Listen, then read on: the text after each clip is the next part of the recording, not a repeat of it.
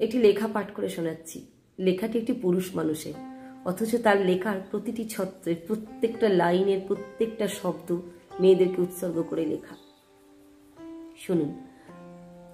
একটা ঘর ভর্তি কিছু মার্বেল ছড়িয়ে দিন আর কোনায় রাখুন কয়েকটা ভারী কার্টন। এবার একজন একজন করে কয়েকজন পুরুষ এনে বলুন, তুমি যে কোনো একটা কাজ করো। হয় একটা একটা করে মার্বেল কুড়াও, আর না হয় পড়ে থাকা 3টে ভারী কার্টন সরাও। আমি একজন পুরুষ হিসেবে বলছি, আমি একটা একটা মার্বেল কুড়ানোর চেয়ে 3টে ভারী কার্টন সরানো আমার জন্য সহজ হবে।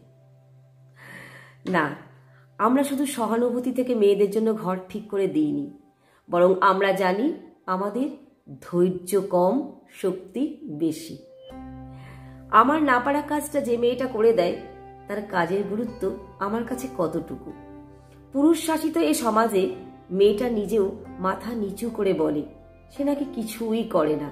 রাত 12টার সময় মশারি গুছতে গুছতে মেয়েটা ভাবে সে একটা গৃহিণী। ঘুম থেকে উঠে সাজানো ডাইনিং দেখে চোখ দুটো চকচক করলেও দৃশ্যের আড়ালে থেকে যায় তার গরম চুলার ভাব। লবণ কম অথবা ঝাল বেশি আমাদের দৃষ্টি না এড়ালেও গরম তেলে পড়া ফোস্কারটা ঠিকই থাকে দৃষ্টির আড়ালে।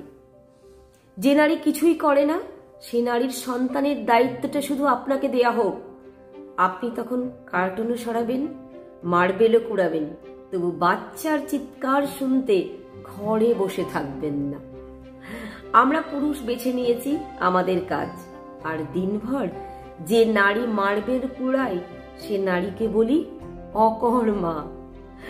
যে নারীর স্বামী নেই, আমি দেখেছি সে নারীকে মাটি কাটতে, কিন্তু যে স্বামীর বউ নেই তাকে দেখিনি ঘর বাড়ি সামলাতে। ঘর বাচ্চা সামলানোর চেয়ে আরেকটা বিয়ে করা যে সহজ। কারো এটো বাসন ধুতে শুধু শক্তি লাগে না, মমতাও লাগে। আপনি খাটলে বেতন পান, সে খাটলে ভালোবাসা পায় তো।